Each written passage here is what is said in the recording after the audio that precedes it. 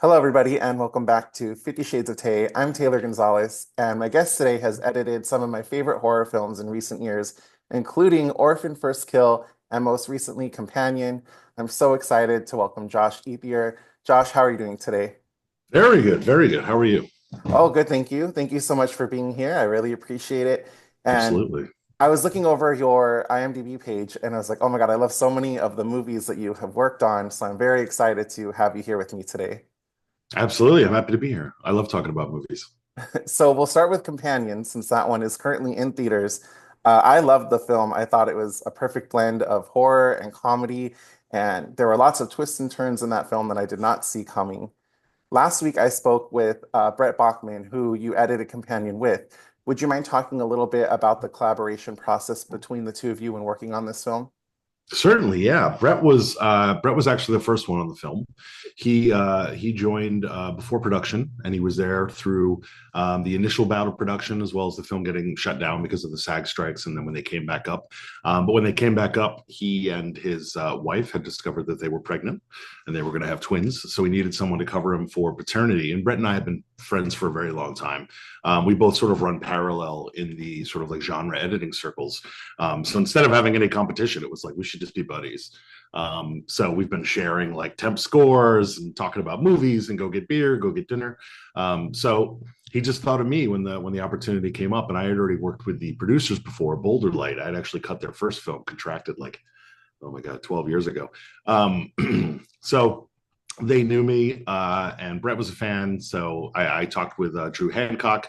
He was a great guy, very, very easy to get along with, very smart guy, very fun to work with. And they were like, "Yeah, this is a good fit for us. So come on in." Brett and I never actually got to cut together, although there was a really nice sort of like glorious overlap period, both when I came in and when Brett came back the week that we locked the film, where we both got to be in there at the same time. And that was really enjoyable to watch another editor work, because we do things very similarly as far as process goes, but just technically we do them very differently. So it was interesting to see somebody else with the same sort of speed, but using different keystrokes and different tools to do similar things. And ultimately, I think the film is a great example of both of our work, and brings out the best in both of us. So yeah, that was definitely one of the better experiences I've had, sharing a credit with someone and actually being a constant part of the conversation, and keeping him a constant part of the conversation, even while he was, taking care of his wife and his two baby boys. Oh, that's very cool. Did you have a favorite scene to work on? Um, I love the sequence of I don't want to give anything away, so spoilers ahead of time. I love Sergei's death, Oh, yeah. because Brett had done a couple passes on it, and it was something, excuse me, where we were constantly trying to figure out like what is the best in and out for this intercut. What is the best way to sort of swing this so the audience is either they think they're a little bit ahead, maybe they're a little bit behind. How do you balance that correctly? And Brett had done a number of versions on it before he left for his paternity leave, which is why I always say I had the best job, because I get to come in right as everything is like cool, everything in the movie works, and now we're just going to start trying different things, which is usually the most fun part of editorial. It's the part that you work through an assembly and you work through director's cut to get to. Is like, great, now let's start reimagining this. So I get to come in and start doing new things, trying different things, unaware of sort of like where it was at the beginning, but I had seen a couple versions throughout and where it ended up, and just ended up landing on one that both producers and Drew really liked, that I really liked, that drew from a couple of things that Brett had been doing, but also, my own experience as a horror editor, my own ideas as far as tension goes or violence goes. So I really love that sequence, and I also love the dinner sequence towards the end of the film between Iris and Josh. Because again, that was another scene that Brett had cut, done an incredible job on. Everything in it was working, but as you're starting to test the film, you're showing it to audiences, you're showing it to other filmmakers, you're saying like, okay, cool, this one sort of like just bumps a little bit pace wise. Like everything in it is good, but it's just we need to figure out how to underline certain things, amplify certain things, and that's one that I still love to watch with a crowd, because I think it gets to the core of what the movie is about when she starts talking back to Josh with her intelligence at 100% and sort of Yeah. explaining to him why you suck. I love that sequence. And I think Sophie's great in it. I think Jack's great in it. I think Eli, the DP, like absolutely shot the hell out of it. It looks great. And obviously, Drew knows how to write a funny, sort of like pointed scene. So that's those two would probably be my favorites. Oh, very nice. My One of my favorite parts of the film, because I love so much about it, was the relationship between Harvey Guillen and Lucas Gage.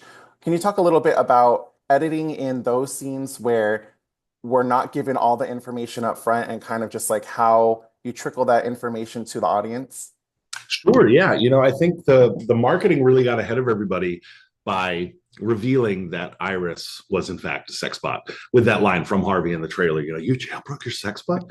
Um, but the one thing that it didn't do, and which I think I wish you could, and of course I never would do this, but I wish you could just go on YouTube and just comment to everyone. It's like, they spoiled it. It's like, there's more. We Yeah, yeah, yeah. promise there's more. But I love when we first tested it with an audience, they had no idea what the movie was. They didn't know anything about Iris. So the first 20 minutes played obviously much better because you don't know yet what it is. You just know that it's from the twisted minds behind Barbarian. And then when the reveal happened, there would always be this moment where, as we cut to black, as Josh says, go to sleep, where the audience goes, whoa, what? And you would hear like chatter, and then like the picture would come back up, and you go into the rest of the movie. It was always really nice. But now that everyone is sort of ahead of it, the reveal that really catches people is when Harvey says, "Go to sleep, Patrick," and Patrick goes to sleep, and is, "What are you fucking robo shaming me, dude?" I love that whole scene, and that was one too that Drew and I took a look at. We were like, want to make sure that the audience doesn't get ahead of this. So as he says, Patrick doesn't count, and all these other lines, just wanted to make sure like there was still just enough tipping your hat that obviously a smarter viewer would pick up on it right away. Like, you got this super hot guy who's like cooking all of his meals and stuff like that. But hopefully it still plays well for people. And honestly, that relationship to me, there's so many important parts of that. I mean, the most important, I think, for Iris' story is that when Patrick says, "I know I'm a robot," again, spoilers, sorry, everybody. When Patrick says that, I think there's two moments of incredible, like just flat out incredible emotional acting in the film. And the first one is when Iris, Sophie Thatcher, says, "Okay, so I'm not real, but I'm still yours." And it's this like pleading and begging sort of love that I think we've all experienced. We've all been in that moment of like, please don't take this thing away from me. Like, I love you so much. And the second one is Harvey dropping to his knee and saying to Patrick, I would never treat you like that. I love you. And like, it's just so real. And it's like adorable and loving and supportive and like everything that is a relationship is supposed to be. That I think that, and Iris seeing that and seeing a person having a like healthy relationship with a sex bot, because obviously Patrick is much more than that for Harvey, is such a crucial story point in the movie. And I think those guys absolutely crushed it, like absolutely crushed it. And Harvey is obviously hilarious. Like, any of his scenes was so fun to go and look at. Like, I love his line, right? Again, spoiler, right before he gets shot, where he says, "Girl, I'm an ally." And it's just like, that's such a good line. That's so funny for the pointed situation. And then we had to make sure we landed that at the end as well for Patrick, because it's not like he decides to like off himself and not be a part of, the ending of the film, but it's more like he remembers somewhere deep in his programming, he remembers how good Harvey was to him and how much he loved him. And how much, even though Patrick is just supposed to love him, how important that was for him. And that all goes into that decision at the end of like, when Iris says to him, "Patrick, I can't lie." And he like has those flashes and remembers those beautiful moments with Harvey. I think that's like the real core of the movie is those two. And it guides so many of the decisions as far as like how the story goes and everything. And also, when I read the script, when Brett asked me, like, would you be able to cover me? I thought it was absolutely awesome that they were trying to do like basically, and for lack of a better terminology, sort of like a Terminator-esque movie, some AI, a robot of some kind. But the twink was the killer bot. And so it's like Patrick, like this hot, like blonde, sort of like handsome, fit guy who's like, 20 years ago would have been like the metrosexual, and he's the one that's like beating the living shit out of cops, and like, I absolutely just love that little turn there. So I thought that was really smart of them to do as well from like a writing perspective. Yeah, I would love to see a prequel movie of their relationship leading up to this, like the years before this. I would love to see all of that.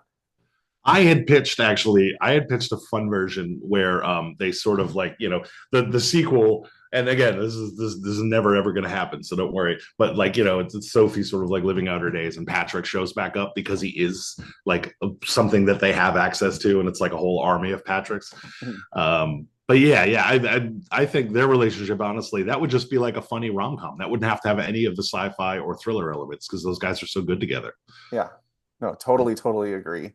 Do you think we will ever get to the point where in real life people have AI companions and it's just like a normal, socially accepted part of life?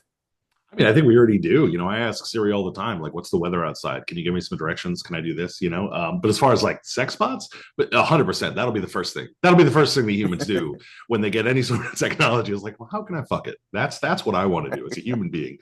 I think maybe in our lifetime, I don't know, like, and we'll all just be like sitting around going like, well, I remember back in my day, I had to take a girl out, like it's, but everything's moving forward. It all moves forward so fast, and I try to just stay abreast of it, enjoy what I do. So I don't think about it too much, but I think it's definitely possible. I will say, I think it was like a year or two ago, I was at the Natural History Museum in LA, and I did see a man there with an AI companion, and I just thought it was so interesting because Like a physical one. yeah, and he was Oh wow. it was a robot, and she looked pretty realistic, but you could tell the hands were like rubber and the face when it was moving wasn't real. Um, and it was talking to him, and he was like telling her to control the voice, like lower and raise the voice when they were entering like the different galleries. And it just, I don't know. I had never seen something like that in a public setting like that before. So when I was watching this movie, I was like, I really wonder if within the next 5, 10 years, it'll just be like a natural thing that everyone's used to. Yeah, I think like what I was saying earlier about like the first thing a human's going to try to do is fuck it. Like that's definitely true. But the part of me that's like a deeply liberal person hopes that the companions are like someone who can help a blind person, someone who Mhm. can facilitate extrasensory for a deaf person, help people in some way. Someone who's in a wheelchair has an AI companion that, in the case of some sort of an emergency, is able to help them. But I think ultimately humans will do what they're going to do first. So. Yeah, no, I totally agree. So, Companion is a really good blend of horror and comedy. When you're editing this film together, how do you find the sweet spot for the balance of the two different genres? Well, I think that the Brett had done a lot of that work before I came on, because when he started, and I'm sure he talked about this in your interview, he was doing like a very thrillery, very straight, not leaning into as much of the comedy and the silliness in the edit. And then they sort of had a swap when they came back from shooting, and realized like this should be funny, this should be cutesy, this should be this other thing. So when I came on, they were already experimenting with needle drops. There was already like very fun like vintage music throughout, and obviously I put more of that into it. But I think honestly, it wasn't so much about finding the balance. I think that the movie is sci-fi, it's a thriller, it's comedy, it's also a romance movie. Like it's doing all of those things, and I think the important thing is never actually to fully change gears into something else. The important thing was to discover like what is the voice of Companion itself, like this movie. What is this movie's mode? And then once you discover that, it makes it so much easier from a decision making process or from like a first pass process to try some new things and experiment. Like for instance, a sequence at the end of the movie where Patrick attacks the empathics guys, that was originally like thriller music from different horror movies and creature features and all this different kind of stuff. Bum, bum, bum, bum, bum, bum, bum, big music, and it just didn't really fit with the rest of the movie. And it was working totally from an editorial standpoint. We understood like these are all the right shots, they're all in the right order, the pace is really nice, but there's just something about it. And so what I did was I took like I opened up a bin that had some music drops that our music supervisor Rob Lowry had sent us, and I just grabbed that Turtles track that's in the song. And so when they start up the van, it's like the radio comes on with this like old '60s Turtles track, and it becomes the driving force. as like, you know, the guy gets shot and the music comes up. And that just sort of like reinforced all the edits that were there. We sort of tightened them up a little bit, but it was like, wow, this is what the movie is. It's like this sound with this type of image, with this type of story, with this type of mood. You know, it was like you have a robot chasing someone and trying to kill them while another robot is like clinging to life and hoping to go rescue him. But it's like a fun sort of like 60s California rock track. And it was that type of vibe that the movie has. And the movie speaks so well, you know, its own language. So it was like leaning into things like that and making sure like, okay, we're never just going to go one moment we're a comedy and then another moment we're a thriller or we're a horror film or we're a sci-fi film. It was like companion is all of those things, Yeah. and we have to learn how to speak companion, and that's how we can speak to our audience is through, you know, what the movie does so well, what it's already doing so well. And I think a lot of the times we ran into like strange hurdles in the editing room or in the testing process, which the film tested really well. We were super lucky, and New Line and Boulder Light and Zach Kreger were like so supportive of everything that we were doing, and just like, yeah, you guys are definitely figuring it out, and we don't know the answer, so just keep going, and we're going to test again. um, but the I totally lost my train of thought. Oh well, doesn't matter. But yeah, so we stuck through that, and every time we ran into like a little bit of like a brick wall, we would just go, okay, but what has been working for us throughout? Let's lean back into that as like a safety net, like, you know, like that Turtles track, like, you know, we had a little post-it note on the wall that just said, you know, have a fresh look at this. Nothing's wrong with it, but have a fresh look at it and see, Right. you know, what we can do. Same as the Sergey, that sequence, or same as that dinner sequence with Josh and Iris. It's like just a different set of eyes, a different approach, a different thought process, because, you know, Brett and I think we're both fantastic editors, but we both arrive at solutions in different ways, and I think sometimes that can shake loose some ideas, especially when you have both of us. I mean, that's where I think the movie's strength really lies, is the things that we both do so well are fully on display in the film. And that's one of them, is that balancing of tone and leaning into the fun of it, but also making like, oh wow, I wasn't expecting that cop sequence to get so violent. It's like, yeah, well, you got Josh, so that's what that's what Josh does. He pushes all that stuff as far as he can. So yeah, I think it was just about finding the balance and making sure to never to go specifically in one direction. Another film that you edited that I love is Orphan First Kill. I remember the first time I saw that movie, I was like blown away. I was like, wow, this movie is just so much fun from start to finish. I loved all the twists and turns and reveals. What are some of the challenges when you're working on a film like that and there's so many different, plot twists and reveals? Is there anything that affects the editing process where you have to keep in mind like, oh, people don't know this or this scene might, tip the hat too much? 100%. The script was written as like beat to beat to beat to beat to beat. Everyone knows what's happening. So once you get in there and you start like, oh, this might have to move over here, this might have to move over there, we're suddenly like, okay, now we have to come up with a way to ADR that in, because you were supposed to learn it two scenes later, but now that's after it. So yeah, that was definitely a bit of a dance, a bit of a puzzle box.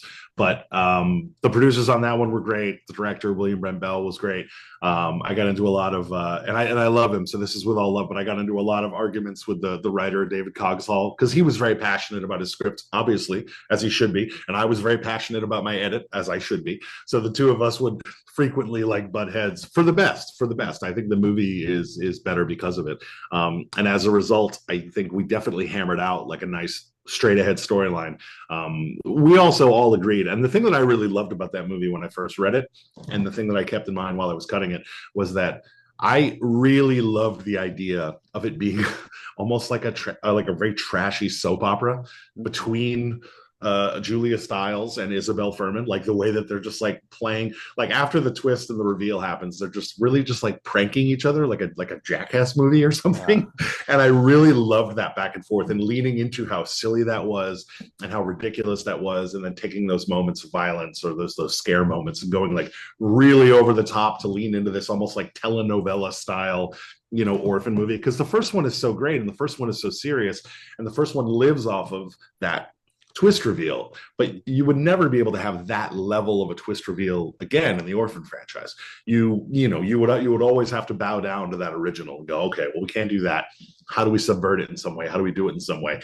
And I thought that was such an interesting idea of just seeing these like two incredibly hateful women just going at each other for like 95 minutes. I that's what drew me to the script, and I'm glad that when it came out, the folks that were championing it were like, this is great. They're just like going at each other. And I was like, thank God everybody gets it. Like they don't think it's trying to do like, the sort of like traditional A24 horror thing, like mood and atmosphere, which I love dearly. But that's just not what this movie was. And it was never going to do that because I don't think it could.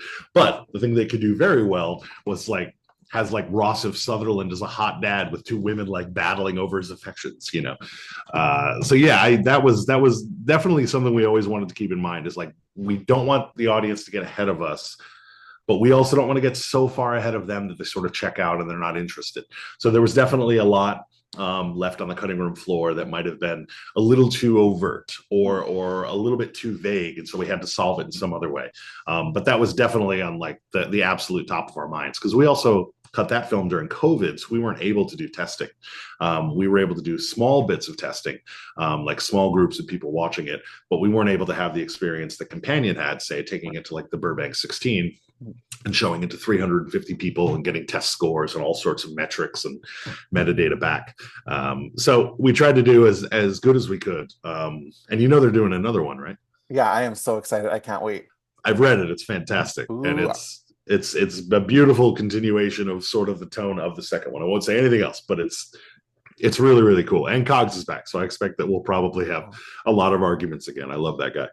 so you're allowed to say that you're editing the third one? Oh, I can only say that I've read it. I haven't Okay, signed okay, anything, okay. but I won't. I they won't. did express interest in bringing me back, so Oh, hopefully well, they do. hopefully. Yeah, yeah, I really hope so because I love that movie and I just can't wait to see where they go next with the Orphan franchise. It's just such a unique franchise and so fun. Love it so much. Yeah, I'm glad people connect with it. I think it's so much fun to have movies like that to go to, Yeah. where it's just like, yeah, of course it's ridiculous, but it's a movie. Let's just enjoy it. This is fun. Mhm. So you've worked on a lot of horror films, and I was wondering what it was about the horror genre that attracts you to working on these projects. I think it's just from being a young kid growing up. I grew up in the woods, so I was always terrified. I'd have to like run through the woods to get home from a friend's house. So I'd go over there and watch like Freddy or Jason movies, and then have to like literally walk through even like a 30-foot patch of woods to get between my neighbor's house and my house. And it was just like running through it as fast as I could at the age of like 10 or 11.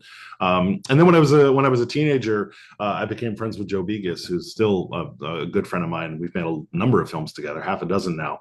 And so just hanging out with him and crashing over at his place and watching like 15 horror movies a night when we were in high school, and then the next day going out with like a mini DV camera and like, we're gonna shoot a short where you're like a ghost in the woods and you come to life and we have a kung fu fight. It was like just a fun way to grow up, where you're just investing yourself in horror films and great films and all these different sorts of just sort of like visual and also audio stimuli. Like I love listening to music. I've always loved like heavier, scarier music.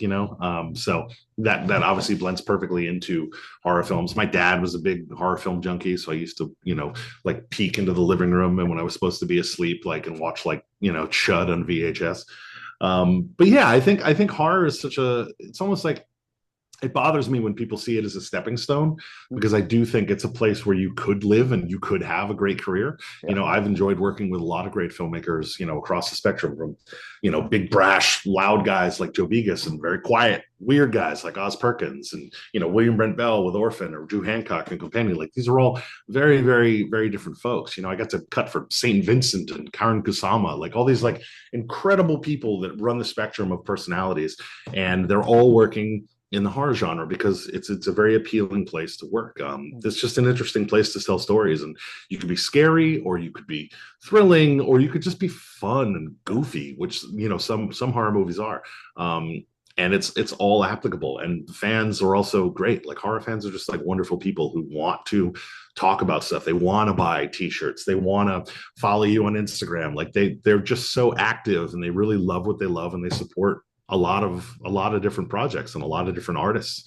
Not even just in film, you'll find somebody who's like an incredible horror illustrator, and the same people are following him that are following me, and I'm just like a film editor. Him and I have nothing in common, but like, people really like all the different things that we're working on, and I think that's incredibly valuable. And I think the studios are now trying to find a way to monetize that by Mm. going into making more horror films. And it's never going to be as good as like someone who says like, I have to make this and make Right. some indie that completely blows up the world. But I'm glad that at the very least they're recognizing that it is a viable thing that they can invest in is horror films and horror filmmakers and horror fans too. Yeah. No, totally, totally agree. If there's someone who's watching this interview right now and they're interested in becoming a film editor themselves, what kind of advice would you give to them? I would say the most important thing, I mean, you can certainly go to film school. I did not. I basically just made stuff all through high school with Joe, and then the two of us moved to LA when we were 21 years old. I started, I worked for free for like, I think it was like 9 months as an assistant editor on a film, just to have a credit and just to have a job and to have something to do while I was bouncing at a club downtown, 3 nights a week. So yeah, if you really want to do it, you'll find a way. But I think the most important thing to do is just to watch films Mm. and watch good films, watch bad films, watch goofy stuff, watch serious stuff. Learn to differentiate those tones and to learn, like I said about Companion, the different languages that different movies speak. Fincher does something very differently from what Kubrick does, and it's important to sort of understand the difference and sort of add like a little bit of knowledge of each to a tool set that you can bring to a film. So often what gets me jobs is just meeting directors and talking about movies, and they're like, "Wow, you really love movies," and you've seen a lot of them from different languages, different countries, different filmmakers, all across the spectrum of different filmmakers. And I try to do that absolutely as much as I can. It's like because I just love movies in general. If I wasn't editing them, if I was still working the door at a club downtown, I'd still be, going through movies as fast as I could, as often as I could, because I think they're just like fascinating and wonderful, and they're certainly my favorite art form. So I would say just digest it and try to understand it. Have a look at things. Read the IMDb trivia, listen to the director's commentary. Watch the behind the scenes. Try to figure that stuff out. For editors specifically, I think one of the weirdest things that you can do that is kind of helpful is to take a scene that you love, even just like grab it off of YouTube and put that into like even free software like DaVinci, and just drop the cuts where the cuts happen and just look at it to figure out the cut rhythm, to figure out like, oh, this is when he went to the wide. It was like 2 minutes into the scene. That's a little bit different because other filmmakers would do that at the top, and just start thinking about those decisions, because once you are understanding what is happening, you can start to think about why they're happening. And when you can get into the head of a filmmaker, that's when you start to really unlock their work. And that is where it pays off in dividends, and that's why I try to be thoughtful about everything I do in a cutting room, and every single decision that I make is based off of something. And I would say sometimes I get lucky, and everyone who's watching the movie understands what that is. Other times, not so. But you try to just lead the audience along the path as best you can, and that comes from understanding other movies that everyone is watching. So you got to watch the popular stuff, and you got to watch the very small indie stuff. You got to watch old stuff. You got to watch new stuff. It's just like it just never ends. Get a letterboxd account and start like just crushing movies. Oh, that's perfect advice. I loved it. That's wonderful. Josh, I cannot thank you enough for taking time out of your day to be here. If people want to follow you and keep up with, upcoming projects that you have, where would be a good place for people to follow you? I'm on, I'm still on Twitter. It's a cesspool lately, but I'm on Blue Sky. I'm on Instagram, and it's all just under my name, Josh Ethier. Oh, well, Josh, thank you so much for being here. And I can't wait to see what you do next. Thank you very much. Thanks for having me. Thank you. Have a great rest of your day.